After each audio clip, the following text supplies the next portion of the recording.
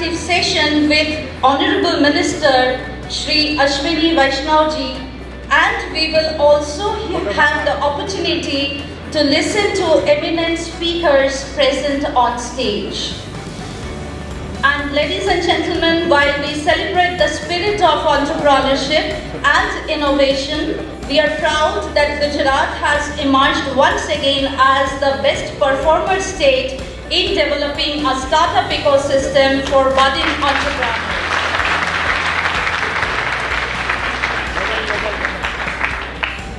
We believe Atithi Devo Bhava, the guest is God.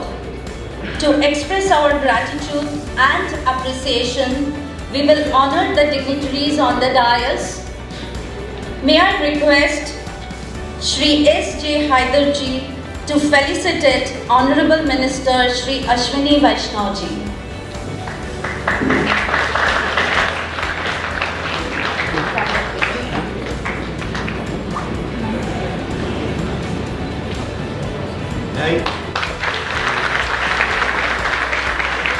Please accept our gratitude for being with us, Honorable Minister, sir.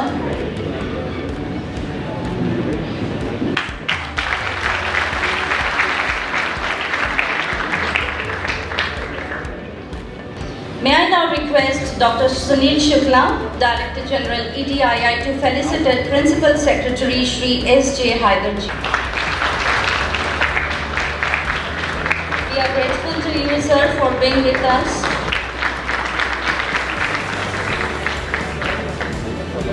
Now may I request Dr. Satyaranjan Acharya to felicitate Commissioner Shri M. Namrajan. Thank you for being with us, sir.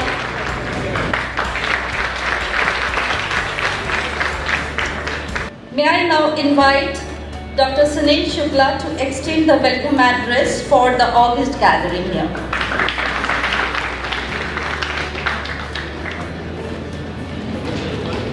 Good afternoon to one and all.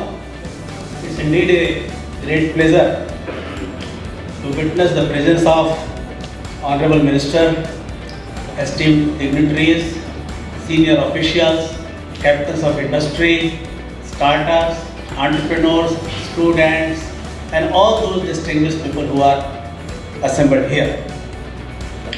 Dignitaries on the dais, respected Shri Ashwini Vaishnavji, Honorable Minister of Railways, Communications and Electronics and Information Technology, Government of India, Shri S.J. Haider, Principal Secretary, Higher and Technical Education, Government of Gujarat, Shri M. Nagarajanji, Commissioner of Higher Education Department, Government of Gujarat, and notable persons of the dais.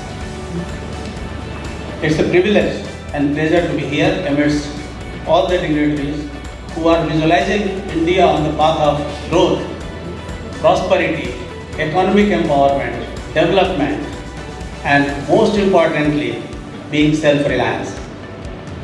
And all startups, entrepreneurs, they are thriving on the path of development today.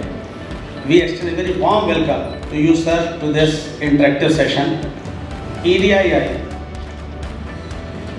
is an institute which is declared as Center of Excellence by Ministry of Skill Development and Entrepreneurship, and we have been working with various departments of Government of India. Government of Gujarat has been a great supporter to the interventions of EDII, all through capacity building interventions for women, for marginalized communities, for youth, for startups, for everybody, those who require entrepreneurship, whether it is existing entrepreneur or cluster interventions. EDI has all been there, sir.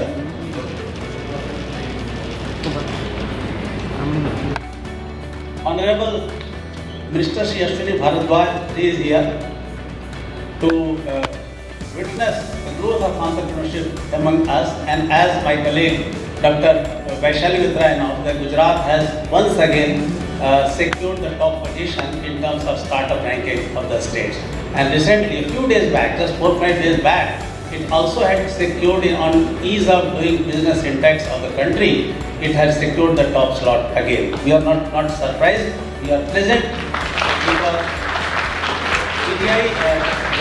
Gujarat has been leading from the front entrepreneurship. It is the state of entrepreneurship where entrepreneurship entrepreneurial values, entrepreneurial behavior is practiced, not just preached.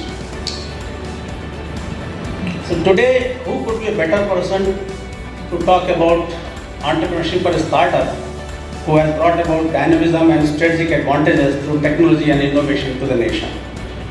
Shri Ashwini Vaishnav ji, a renowned name in the Indian political scenario, and the entire country prides itself on his achievements and contributions. He brings a combination of skills in technology, finance, and their application to the weakest sections of the society. He firmly believes in the philosophy of Antyodaya, that is transforming the lives of the marginalized sections of the society or the person who stands at the last in the queue. With a gold medal, look at these 2-3 lines. I don't think that I have read any other better illustrious profile. With a gold medal in electronics and communications engineering, M.Tech from IIT Kanpur, MBA from Wharton School of University of Pennsylvania, and Indian Administrative Service Officer with an All India rank of 27.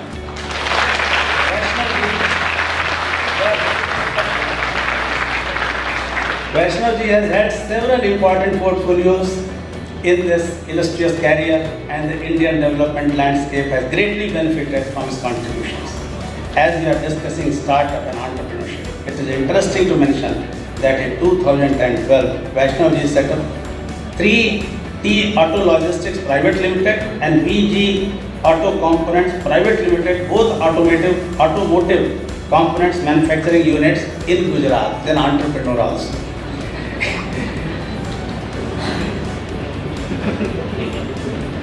There is a saying which I remember. People say that those who do, they do.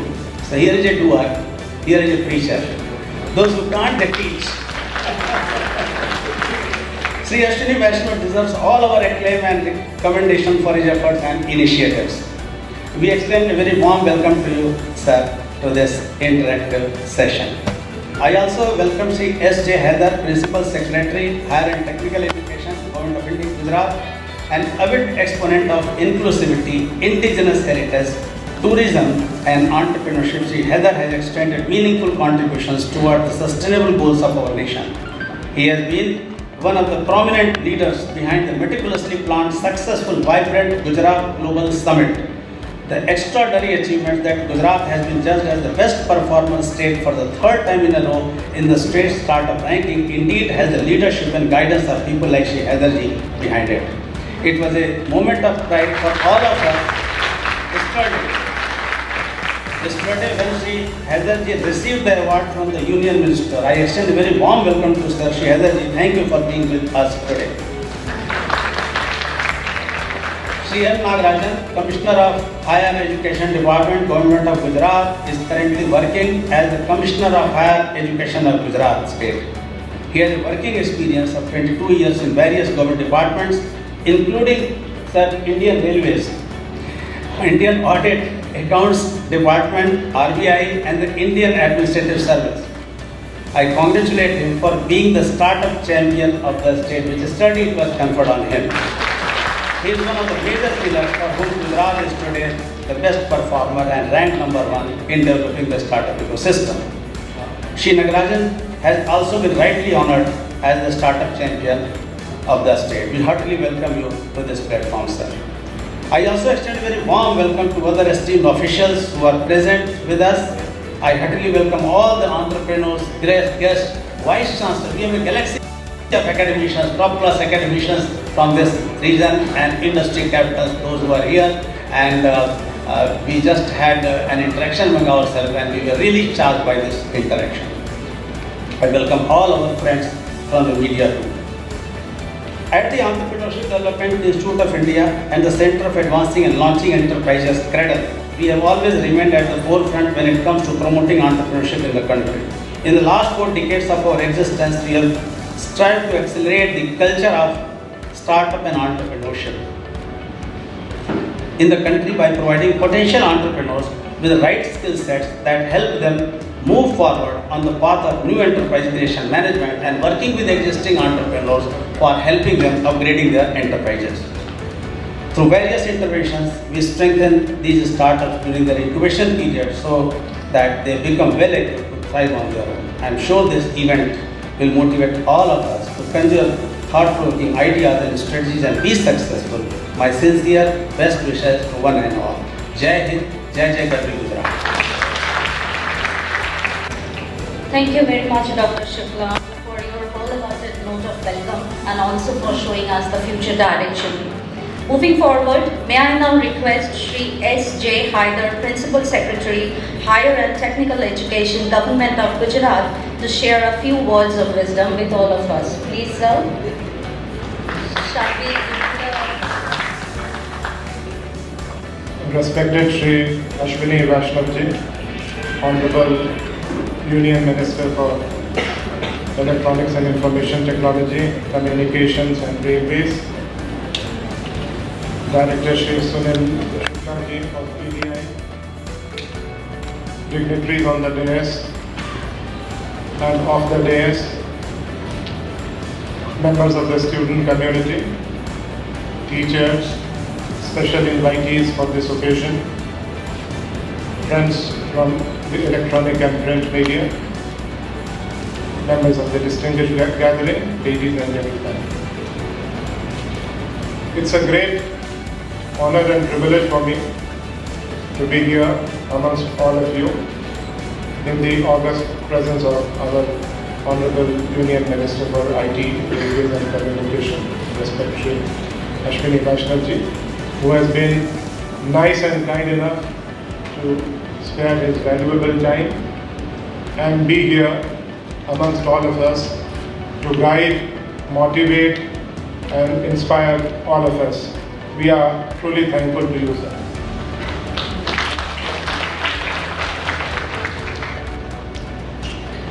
Under the visionary leadership of Honorable Prime Minister Shri Narendra Modi ji, we have been taking giant strides, and only yesterday we were very much honored and humbled to have received the award of the best performing state for the promotion of startup ecosystem in the entire country at the worthy hands of Honorable Shri Piyush Goyal ji.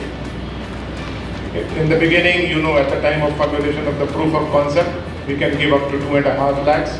We would do mentoring, we would call in angel investors, and we would ensure at the development of at the stage of development of the product, again we would intervene. So it is a journey from the beginning to the end, this hand holding. So that sort of ecosystem we have, we derive pleasure and satisfaction in saying that we have developed, we have not perfected it. It's an ongoing journey. We would continue to evolve with the passage of time. And I'm very happy to note that the state government, not only it's the education department, Department of Science and Technology, where I happen to be Secretary Sir for 2 years at an earlier point of time, Industries and Mines Department, even Biotechnology Mission, all these various departments of the state government are very much keen on developing this startup ecosystem in the state. So it is Team Gujarat at work. And the number of startups which have come up, the type of support that we are giving, it is enormous. So going back to the provisions of this policy, anybody, it is thrown open to all the youth of the state to come forward, to submit their proposal, to share their bright spark, what they have in their mind, and we are there to handhold them till the end of the journey to take the thing to its logical conclusion. Second, we don't for one believe that the work of startup or the work of innovation is confined to those people who are into engineering or technology. Anybody can innovate. A homemaker can innovate. An agriculturist can innovate. So it's not the exclusive prerogative or domain of a particular section of the society. Innovation is something which should come to everybody. And everybody can innovate. So we have thrown it open to all the students, irrespective of the stream, arts, commerce, science. So that is one way of looking at it. So this is what I call the horizontal spread. So under this currently conceived policy, which is now very much into operation, we have broad-based it, and then we have also ensured that the vertical spread also should be, expanded in the sense that now we are going to take innovation and startup culture to the schools. So for the first time, we have ensured through this the provision in this policy, and we have earmarked a provision of 500 crores over the next 5 years, out of which 300 crores would be accounted for in the state budget and 200 crores would come from outside. So under this particular policy, even the school-going children, like providing them with tinkering labs and inculcating in them a sense of what you call scientific inquiry and reform, and in order to ensure that with the traditional schooling, their creativity should not get stifled. Unfortunately, sometimes it so happens that with traditional schooling, creativity might be relegated to the background. So we ensure that the creativity in a child should remain intact. In fact, it should be brought to the fore. And this policy, to my mind, would go a long way in promoting, in motivating the children to come up with their right ideas, and their creativity will be brought to the fore for the benefit of the society. So it's a very radically drafted policy in the sense that if we can implement it in letter and spirit, and I'm pretty sure under the guidance of the state leadership, under the guidance of our Honorable Chief Minister, Shri Bhupendra Bhai Patel, our Honorable Minister, Shri Jitubhai Waghani Sahab, and in fact, I must apologize, sir, on their behalf. Actually, we have got this Vande program, as a result of which our Honorable Ministers could not make it to this program. So they have conveyed the best wishes and greetings to all of you. We are pretty sure that this particular policy would definitely be implemented in letter and spirit. Now on this occasion, I would not like to go on and on. We have got a very good opportunity, and I am truly thankful to Honorable Minister for having spared his valuable time, and he has been nice and kind enough to interact with all of you, and he is such a wonderful person, so down to earth, so plain and simple, and it's disarming simplicity of yours, sir. And of course, what Shukla ji has laid out for you, अक्षरशः वो बात तो सही ही है. आपका confidence, आपका हर तरह से एकेडमिक ब्रिलियंस, इन सब से हमारे जो यहाँ उपस्थित स्टूडेंट कम्युनिटी है, ये सभी इंस्पायर्ड होंगे, और ऑनरेबल मिनिस्टर साहब के साथ आप sharing of thoughts and best practices कर सकते हैं. ऑनरेबल मिनिस्टर साहब का हम लोग गाइडेंस लेंगे, और आने वाले दिनों में गुजरात अच्छा से अच्छा करे. हमारा स्टूडेंट कम्युनिटी, हमारा स्टार्टअप कल्चर, हमारा इनोवेशन का जो ये ट्रेडिशन है, वो हम ग्रेटर हाइट्स तक ले जाएं. ऐसी अभ्यर्थना के साथ मैं अपनी बात पूरी करता हूँ. Thank you very much. जय जय गढ़वी गुजरात. जय हिंद.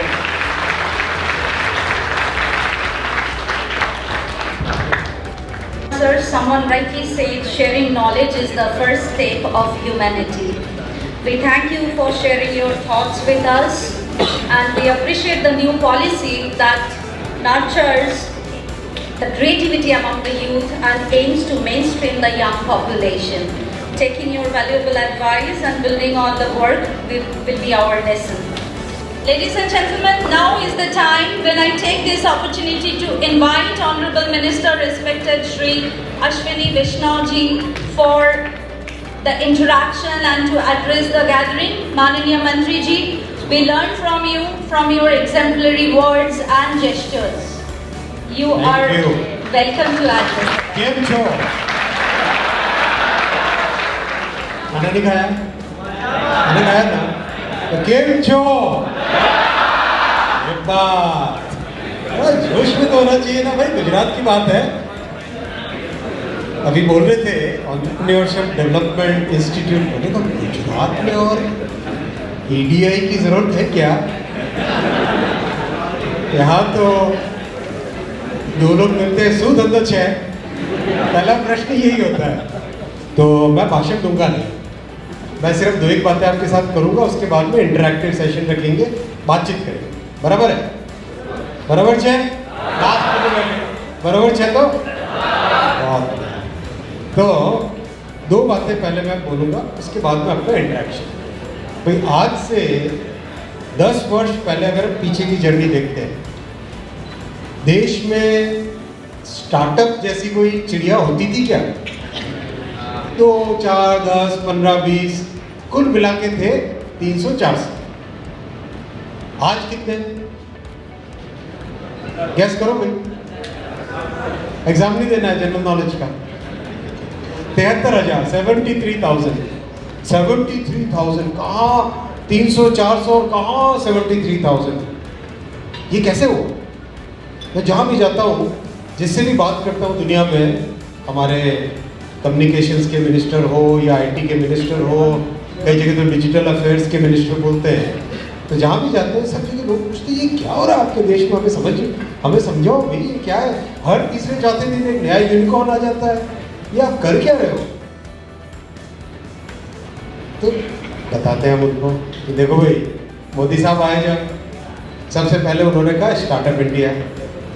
लोग कहते रहे ये क्या है, कैसे होगा, हिंदुस्तान में कभी होता है क्या, भारत में कभी होता है क्या? लेकिन देखो देखते देखते देखते देखते देखते देखते ऐसा इकोसिस्टम बन गया कि अब सारे के सारे राज्य कंपटीशन में आ गए कि हमारा राज्य भी देखो, साहब बता रहे थे गुजरात को पहला नंबर मिला, गुजरात को तो मिलना ही मिलना है पहला नंबर स्टार्टअप में, तो यहाँ तो एंटरप्रेन्योरशिप जबरदस्त है। तो अब देश भर में कंपटीशन चल गया है कि कैसे हम स्टार्टअप करें, कैसे हम टेक्नोलॉजी का उपयोग करें, कैसे हम नई से नई चीज़ों का जुड़ाव लाएं। क्या भावना है इसके पीछे, वो देखने के बाद भावना ये है, हमारे नौजवानों की जो एनर्जी, जो ब्रेन है, उस ब्रेन पावर को अगर देश की बड़ी से बड़ी प्रॉब्लम्स में लगा लें तो प्रॉब्लम सॉल्व हो जाती है। तो जैसे एग्जाम्पल के लिए, तो जो मेरी उम्र के लोग हैं उन्होंने तो सबने देखा होगा, बाकी नौजवानों ने शायद मनी ऑर्डर का नाम सुना आपने? मनी ऑर्डर देखा है? कितने लोगों ने कराया मनी ऑर्डर? इधर सामने बैठे लोग हैं, बस पीछे में कोई नहीं है, पीछे कोई एक आध कोई तो है। बहनों, मनी ऑर्डर से राखी भेजते थे, राखी का आपके पास आता था पैसा, भाई लोग भेजते थे, लेकिन मनी पार्सल कराते थे। अब कोई होता है क्या? कितनी बड़ी प्रॉब्लम थी, एक बड़ा सा फॉर्म लाओ, पोस्ट ऑफिस जाओ, ऊपर से नीचे तक उस फॉर्म को भरो, पैसे निकालो, गिनो, डाकिए को दो, डाकिया पता नहीं उसका कितना लिखेगा अंदर, बड़ा टेंशन होता था, भारी टेंशन होता था। फिर बाद में पहुंचा कि नहीं पहुंचा, जब तक वो उसकी रसीद नहीं आती थी, पावती क्या बोलते थे उसको, पावती बोलते थे ना, जब तक उसकी रसीद नहीं आती थी तब तक लगता था कि पैसा तो पता नहीं कहाँ गया। सॉल्यूशन निकला, इतनी बड़ी पुरानी प्रॉब्लम का सॉल्यूशन निकला जब स्टार्टअप्स ने, टेक्नोलॉजी ने काम करना चालू किया। तो मोदी साहब ने ये टारगेट दिया कि ये इस तरह का पुराना सिस्टम नहीं चलेगा।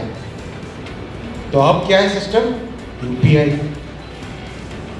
इतना शानदार सिस्टम बना, इतना शानदार सिस्टम बना कि हजारों लोग इसके साथ जुड़ गए, लाखों करोड़ों रुपए का कारोबार यूपीआई के द्वारा होता है। ये कैसे बना, इसके पीछे क्या सोच थी, वो सोच अपने को जाननी चाहिए।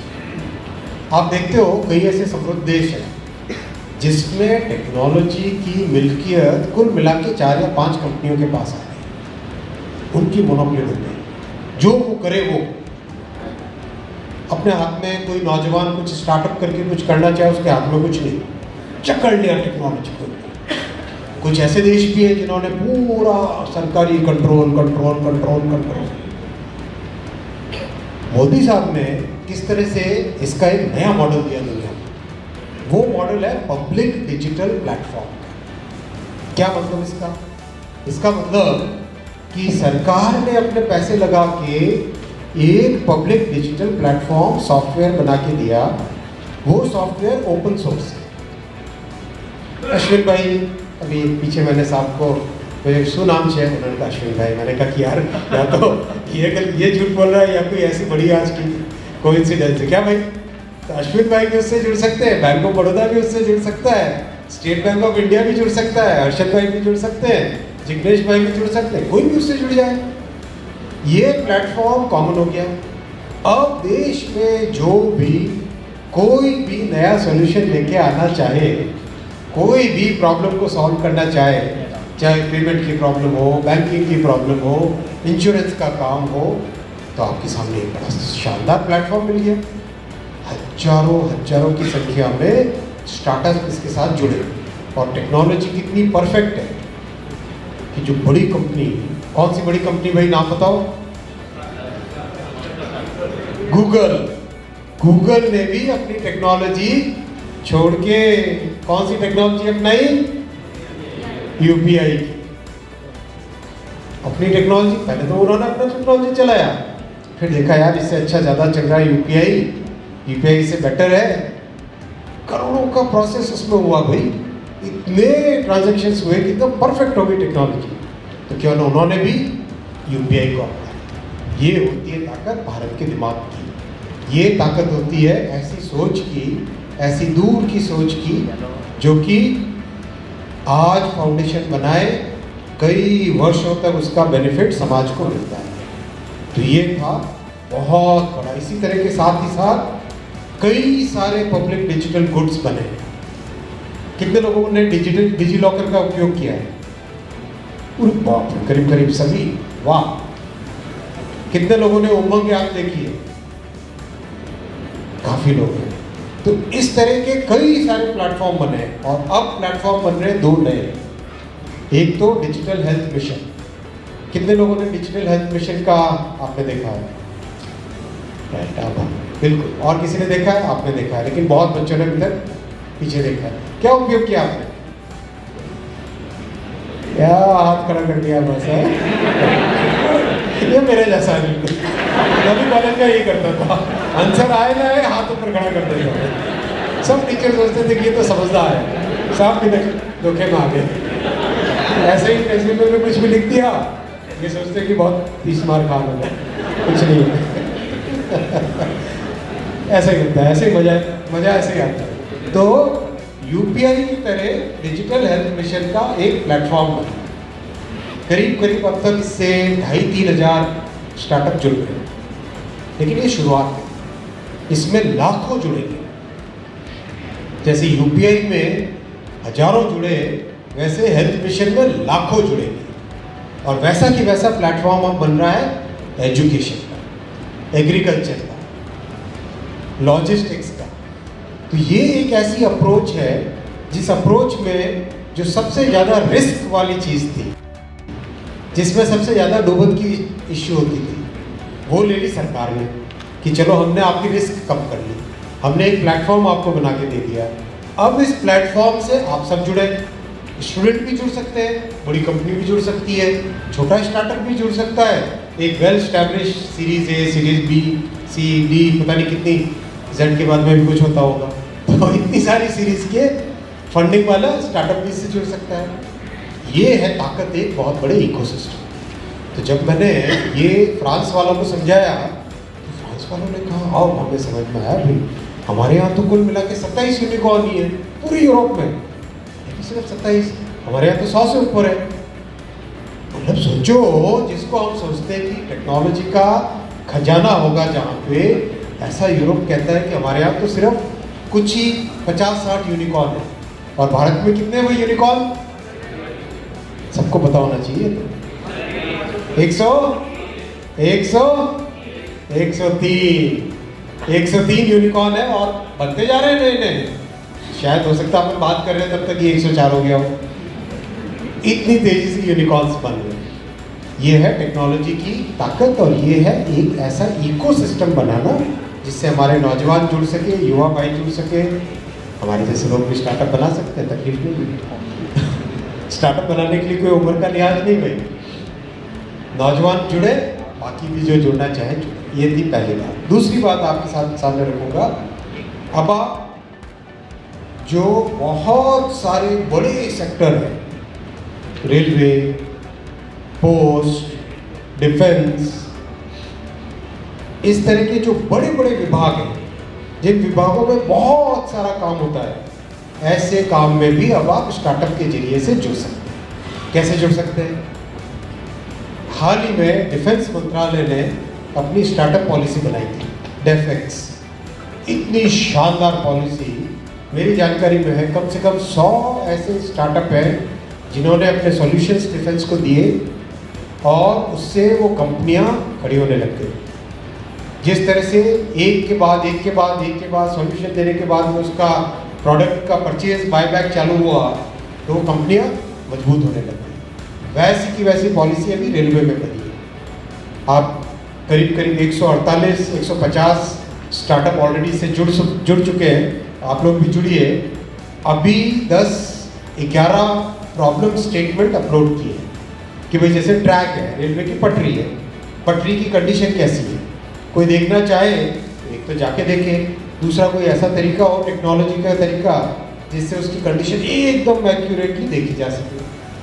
जैसे नमक के ट्रांसपोर्टेशन है, तो जो वैगन है उस वैगन का वजन ही नमक के वजन से ज़्यादा है, तो क्यों ना ऐसा वैगन नया डिज़ाइन किया जाए जिससे कि उसका वजन कम हो, नमक ज़्यादा लेके जा सके। इस तरह की कई जो प्रॉब्लम्स हैं, उन प्रॉब्लम्स के ऊपर आप सब जुड़ सकते हैं, कोई भी जुड़ सकता है और हम 1.5 करोड़ रुपए तक आपको इसमें मदद करेंगे। तो अच्छे से जुड़िए और बहुत खुशी की बात है, अभी एग्जीबिशन में एक स्टॉल पे देखा हमने बिल्कुल प्लास्टिक जैसी दिखने वाली बॉटल, लेकिन वो प्लास्टिक नहीं। कौन थे, वो थे क्या उसमें, यानी उसमें थे एग्जीबिशन में, इतना शानदार। हमने कहा तुरंत इसको रेलवे में लागू करो भाई, तो देखिए फायदा हो गया।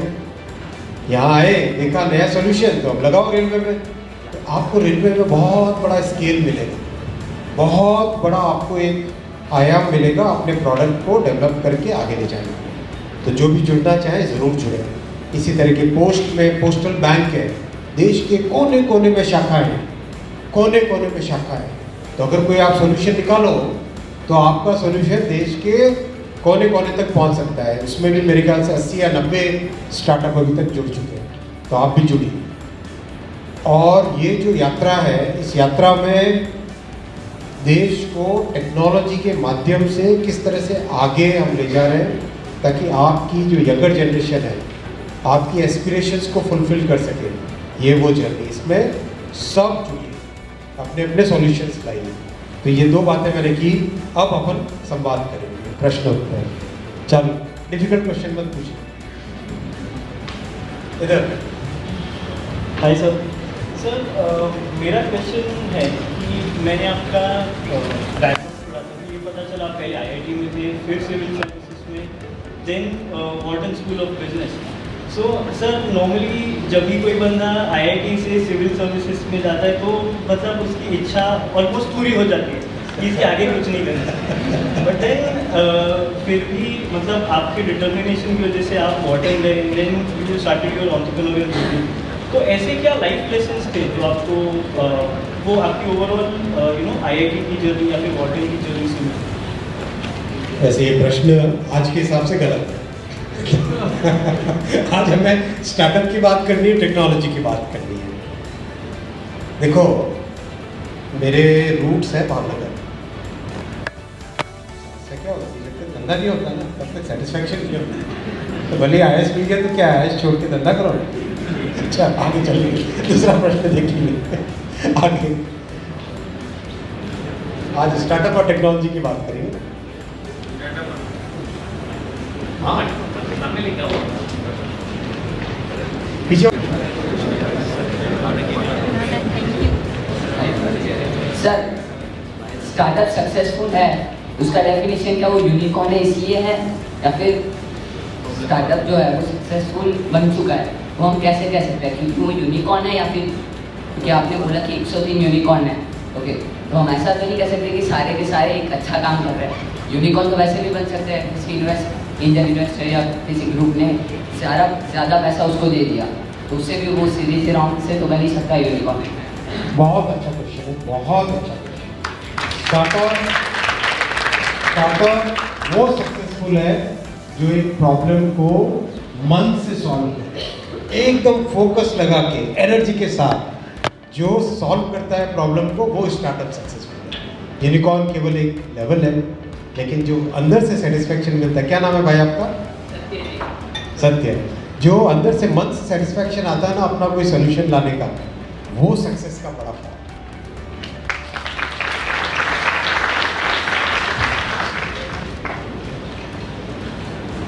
वो पीछे मैं हमेशा जैसे कि आपने बोला अभी बायोडिग्रेडेबल प्लास्टिक है जो मेरा स्टार्टअप है, बट तो उसमें रेलवे किस तरह से हेल्प कर सकती है? लाइक रेलवे के बहुत सारे प्लांट हैं जो कि पानी बॉटलिंग प्लांट कहते हैं, जिसको नीर के नाम से चलता है, उसमें बड़े आराम से उसका उपयोग कर सकते हैं। एंड सर रेलवे के अलावा सर अभी अपना अगर इंडियन पूरा इंडियन देखे मार्केट, तो सर काफ़ी बड़ा मार्केट, उन तक कैसे पहुंच सकते हैं? मैं देखो, कोई भी नया प्रोडक्ट जब बनता है तो पहले उसकी एक एक्सेप्टेबिलिटी होनी चाहिए। एक्सेप्टेबिलिटी, प्रोडक्ट को प्रूव करना, उसका सर्टिफिकेशन, उसका एक्सपीरियंस, क्वालिफिकेशन, वो अगर अपने को कहीं से मिल जाए किसी भी तरीके से, तो फिर सारी दुनिया अपने लिए खुल जाती है। एक दरवाज़ा होता है ना, खोलना है उसको, एक चाबी चाहिए। यस सर, वो चाबी लगी तो पूरा दरवाज़ा खुला, सारी दुनिया अपने सामने दिखने लगती है, बराबर है। तो आपको रियल डील के माध्यम से डिग्रेडेबल प्लास्टिक या नॉन प्लास्टिक, इसका एक बहुत अच्छा सोल्यूशन चाबी आपको उससे मिलेगी। Okay, thank you sir.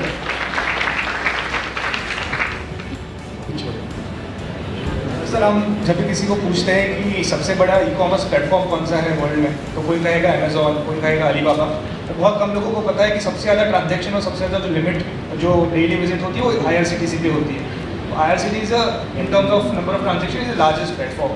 तो मैं ये जानना चाहता हूँ सर कि एक इतने बड़े एम्पायर में जो रेलवे मिनिस्ट्री है, उसमें एक IRCTC जब स्टार्ट हुआ होगा, अभी जो उनका फंक्शनिंग होता होगा, वो क्या नॉर्मल रेलवे के दूसरे डिपार्टमेंट के जैसे ही होता है, या उसमें एज अ एम्प्लॉय का अपना जैसा स्टार्टअप होता है, या इतने बड़े स्केल को आप कैसे मैनेज करते हो? वो उनका मैं एनवायरनमेंट अंदर क्या रहता है वो जानना चाहता हूँ। काफ़ी चीज़ें बदली हैं। पिछले आप 10 साल पहले कोई भी स्टेशन पे जाते थे, कैसी हालत होती थी उसकी, याद करो।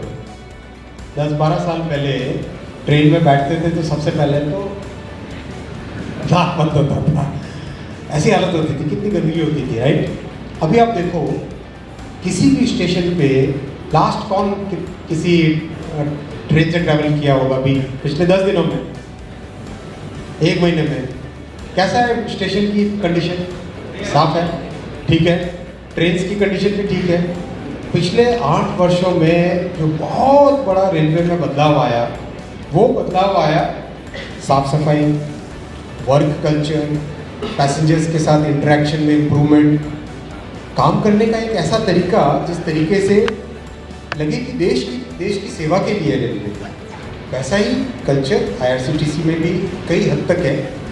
बहुत सारे काम और भी करने, अभी तो मतलब PM साहब ने टारगेट दिया है कि कम से कम 300-400 स्टेशनों को पूरा रीडेवलप करना। आपने गांधीनगर कैपिटल स्टेशन देखा है? कितने लोगों ने देखा गांधीनगर कैपिटल स्टेशन?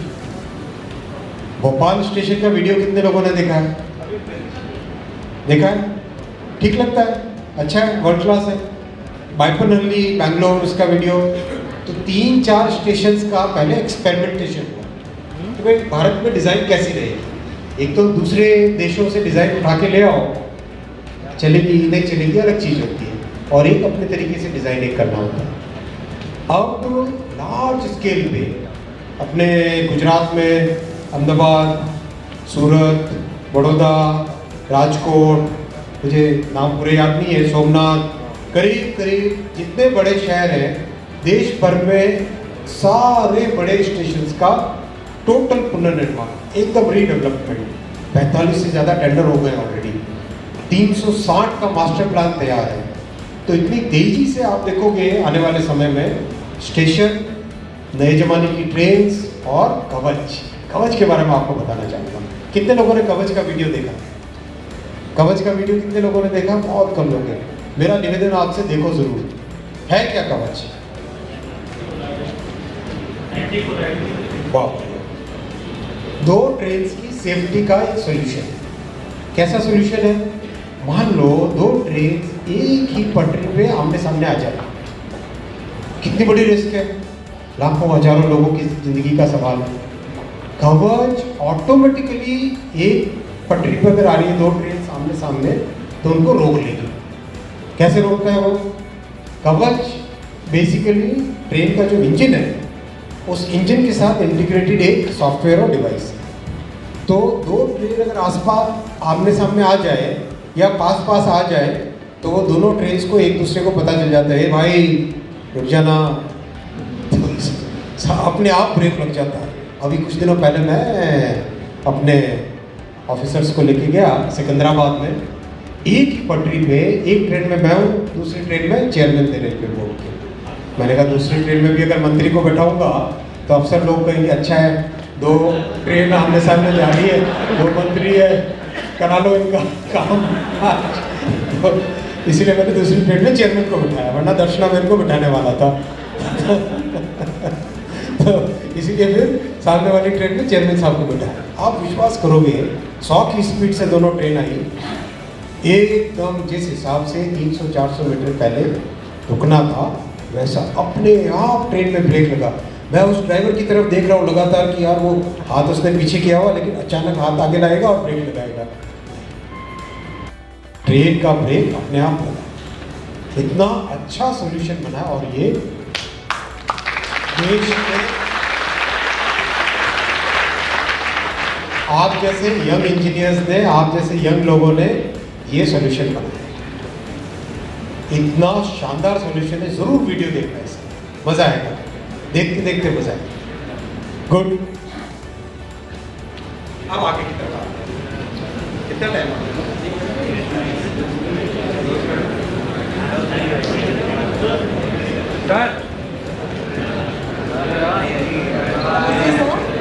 मेरा नाम अंकिता है, मैं उत्तर प्रदेश से आई हूँ और मेरा क्वेश्चन बिहार रेलवेज पर है।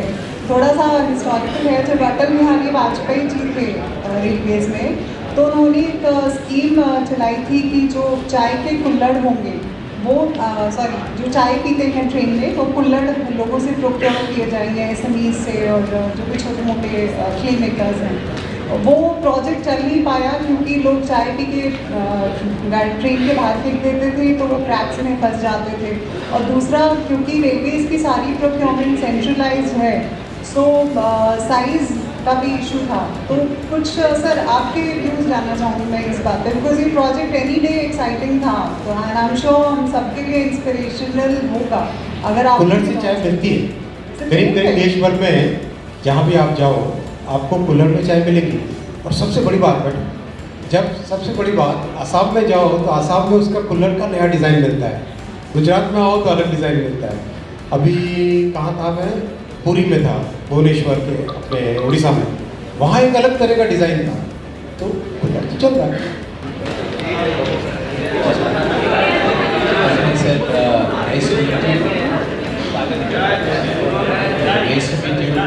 The new graduated IIT Kanpur, I joined IIT Kanpur. Very happy to see you. Now presently I am heading multimedia engineering. We are very glad as part of the Skill India movement. We are initiated a 45 megawatt manufacturing line for solar PVs. And this would also give a chain of events on startups. That's the whole idea. But since you're also heading the semiconductor mission, I want to know what are the possibilities of the startups in semiconductor, especially. Excellent question, very good question. दोस्तों, आपने chips खाई है? कौन सी chips खाई है? बालाजी, वही मेरी भी फेवरेट है। अब दूसरी चिप्स का जमाना आ गया है, लेज ना, सेमीकंडक्टर चिप्स। किसने सेमीकंडक्टर चिप्स खाई है? गुड, जमाना बदल गया है। अब करीब करीब दुनिया की हर चीज में सेमीकंडक्टर लगता है। अभी देखो इस रूम में अगर देखते हैं, इस माइक में सेमीकंडक्टर है, ये कैमरा है इसमें सेमीकंडक्टर है, इस कंप्यूटर में इसमें सेमीकंडक्टर है, एसी में है, ये जो ऊपर लगा है ये स्पीकर है या लाइट है, स्पीकर है, इसमें सेमीकंडक्टर है, ये एयर कंडीशनर लगे इसमें सेमीकंडक्टर है। सब में चिप्स ही चिप्स है, खाने वाली नहीं, सिलिकॉन की चिप्स।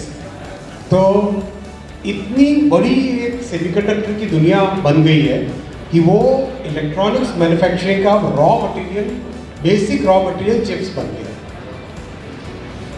तो अभी जनवरी में 1 जनवरी को प्रधानमंत्री जी ने अप्रूव किया भारत की सेमीकंडक्टर पॉलिसी। 76,000 करोड़, 76,000 करोड़। इस पॉलिसी में भारत में जो 40-50 वर्षों से जो ड्रीम था कि भारत में चिप्स बने सेमीकंडक्टर की, तो वो अब सपना इस साल पूरा होगा। बहुत बड़ा सपना है और बहुत कॉम्प्लेक्स टेक्नोलॉजी होती है। मतलब सोचो, आई एम श्योर आप में से बहुत लोग ने देखा होगा, जानते होंगे, कई तरह के वीडियोस देखे होंगे। ये आ गया अपने पास, इस साल के एंड तक आ जाना चाहिए। तो इतनी बड़ी इंडस्ट्रियल पकड़ अपने देश में आ जाएगी और इतने ज़्यादा उससे रोजगार पैदा होंगे कि बस पूछो मत। कैसे कि आज से 10 साल पहले मोबाइल मैन्युफैक्चरिंग भारत में प्रैक्टिकली नगण्य थी। इलेक्ट्रॉनिक्स मैन्युफैक्चरिंग में कुछ नहीं। आज भारत में 6 लाख करोड़ की इलेक्ट्रॉनिक्स मैन्युफैक्चरिंग इंडस्ट्री आ गई। 6 लाख करोड़ काम करते हैं। करीब 25 लाख लोग एम्प्लॉयज़ इलेक्ट्रॉनिक्स मैन्युफैक्चरिंग में काम करते हैं। और जिस तेज़ी से वो बढ़ रहा है, अगले 5 वर्षों में ये करीब 25 लाख करोड़ की इंडस्ट्री बनेगी, $300 बिलियन की। और एम्प्लॉयज़ की संख्या आज के 25 लाख से 3 गुना 4 गुना बढ़ेगी, 80-90 लाख के आसपास एम्प्लॉयज़ होंगे। तो इतनी बड़ी इंडस्ट्री बनने जा रही है। इसमें स्टार्टअप्स का रोल क्या रहेगा? स्टार्टअप्स का रोल रहेगा इसमें डिज़ाइन। किस तरह से? इसमें डिज़ाइन लिंक इंसेंटिव्स का एक पूरा सेपरेट चैप्टर है। जो लोग भी सेमीकंडक्टर में कोई इंटरेस्ट रखते हो वो ज़रूर इस पॉलिसी को डाउनलोड करके पढ़ें। आपको डिज़ाइन के लिए जो भी इकोसिस्टम चाहिए, क्या इकोसिस्टम चाहिए? डिज़ाइन के बहुत सारे टूल्स होते हैं, डिज़ाइन की बहुत सारी लाइब्रेरीज होती है, डिज़ाइन के बहुत सारे पैटर्न्स होते हैं, कोर्स होती है, जो कि आपको अगर खुद खरीदने को जाओ तो बहुत मुश्किल है, बहुत महंगा पड़े और आदमी कर ही ना पाए। तो इसीलिए गवर्नमेंट ने ऐसा स्कीम बनाया है जिसमें जो प्लेटफॉर्म की चीज़ें हैं, जैसे यूपीआई में हमने देखा, वैसे सारी चीज़ें गवर्नमेंट प्रोवाइड करेगी और आप उसके साथ अपना डिज़ाइन की कैपेबिलिटी डालो और उसके बाद में उस डिज़ाइन को प्रूव करो, मैन्युफैक्चर करो, पैटेंट आपका, रेवेन्यू आपका, और आपकी जो रिस्क थी वो रिस्क हम हटाएंगे। इस तरह का उसमें बहुत बढ़िया प्रावधान है। और जल्दी ही मेरे ख्याल से कुछ ही महीनों में आप सबको ये खुशखबरी मिलनी चाहिए। पहला प्लांट कहाँ लगेगा? तो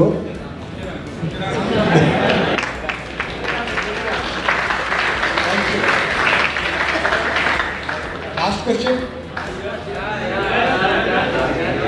लास्ट।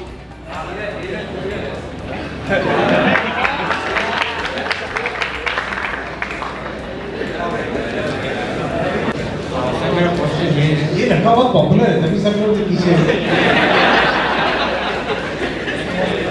सर मेरा क्वेश्चन ये कि सर डेली लाइफ में सर बहुत सारे सिस्टम्स होते हैं और सर रोज कहीं ना कहीं से बहुत सारे आइडियाज आते हैं स्टार्टअप्स के रिलेटेड कि ये करे वो करे। फॉर एग्जाम्पल सर समझ लो जब भी आप रोड पे चलते हो तो बहुत ज़्यादा नॉइस क्रिएट होता है। तो सर भी लगता है कि नॉइस क्रिएट को जो नॉइस एनर्जी है उसको कोई दूसरे जो नॉइस को है तो उसको कोई दूसरी फॉर्म ऑफ एनर्जी में कन्वर्ट कर देते हैं। तो सर जो जैसे कि अभी फॉर एग्जाम्पल है, हाँ, तो फिर लगता है कि इसको कोई प्रोडक्ट बनाते हैं जिसको ये कर देगा कन्वर्ट। तो सर बाद में वो टेक्नोलॉजी मतलब कि हम कैसे बनाते हैं, हमको तो उस चीज़ का कोई आइडिया नहीं कैसे करें, सिर्फ एक थॉट है कि हाँ भाई ये करना है। और सर कोई ऐसा एक्सपीरियंस मेंटर या गाइडेंस भी नहीं हो सकता है मिलता है कि हम उसको कन्वर्ट करते हैं। तो सर कहीं ना कहीं जो आइडिया होता है वो सर आइडिया ही है। और सर और एक बार वो सर एक मेरे साथ मैं पर्सनली बोल रहा हूँ कि सर एक आइडिया था उसको अच्छे लेवल तक ले गया था, लेकिन सर वहाँ पे पॉइंट आया कि मतलब सामने वाले ने बोला कि आपके पास इसमें आपको कोई एक्सपीरियंस नहीं है, तो उसका बैक स्टेप ले लिए। बहुत इम्पोर्टेंट पॉइंट है, बहुत ही बोल रहे थे धीरज धीरज धीरज थोड़ा धीरज रखो। धीरज, अपने यहाँ पे एक संस्था है, उसका नाम है आई क्रिएट, नाम सुना? आई क्रिएट के बारे में थोड़ा बताइए। आपकी है ना संस्था? आपकी किसकी है? आपकी है।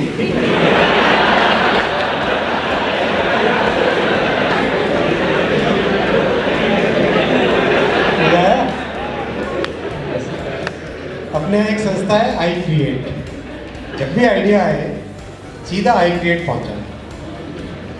अपने को आइडियाज, देखो दुनिया का कोई भी आइडिया होता है ना, आइडिया उसको एक्चुअल कन्वर्ट करने का एक प्रोसेस है।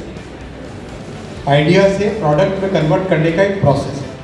उसमें बहुत मदद लगती है, सपोर्ट लगती है, हेल्प चाहिए होती है। हम सोचते हैं कि अच्छा, कई बार ऐसा होता है कि आइडियाज़ एक लेवल तक जाते हैं, उसके बाद उसको ड्रॉप करना भी सीखना पड़ता है। तो ये जो सीखना पड़ता है ना, इसकी जर्नी में आपके साथ कोई ना कोई जुड़े, इसी के लिए आई क्रिएट बना था मेरे ख्याल से 2012 में आप थे ना, 2012 में बना था। जब प्रधानमंत्री जी जब यहाँ पर मुख्यमंत्री थे, तब उन्होंने ये आई क्रिएट का आइडिया दिया था। और आई क्रिएट मेरे ख्याल से देश का पहला बड़ा इंक्यूबेटर था। तो ऐसे हमको संस्थाएं बनानी पड़ेगी। धीरज, थोड़ा मोबाइल छोड़ना यार, अगर प्रश्न पूछा है तो सुन भी ले। तो आई क्रिएट की इन्फॉर्मेशन दे रहे। Very good. तो अब से जब भी आइडिया है तो आई क्रिएट जाने का, ठीक है? चलो, थैंक यू दोस्तों।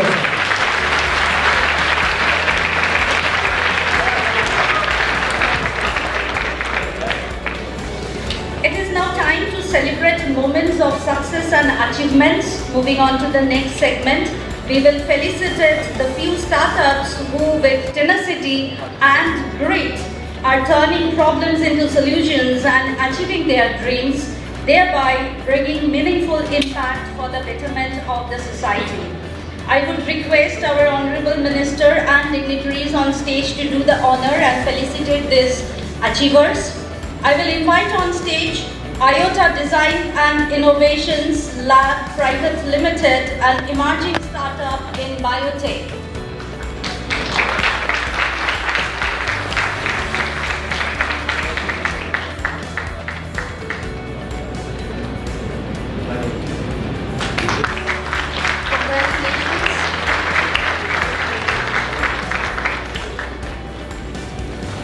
Next, Knee Rain Private Limited, an emerging startup in water conservation.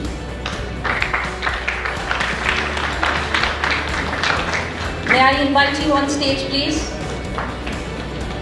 Next, I call upon TPS Healthcare Technologies, an emerging startup in healthcare.